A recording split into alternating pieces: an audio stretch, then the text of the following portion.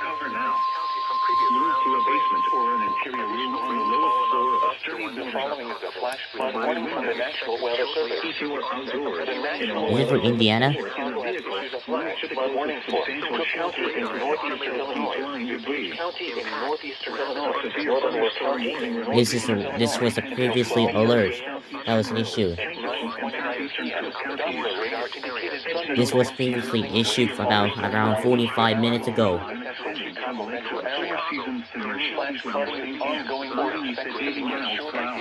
Hazard 60 miles per hour wind gusts.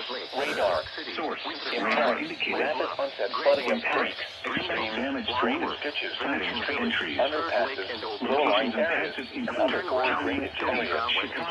Other locations that will experience flash flooding include Chicago, Aurora, Joliet, Greenville, Elgin, Roosevelt, Hammond, Arlington Heights, Evanston, Schaumburg, Bowling Green, Anaheim, Gilchrist, Jet Plains, Orland Park, North Carthage, Oak Lawn, Berwick, Mount Pleasant, and Wheaton. A tornado warning. Contact 1 a.m. for northeastern and east central Illinois. Remain alert for a possible tornado.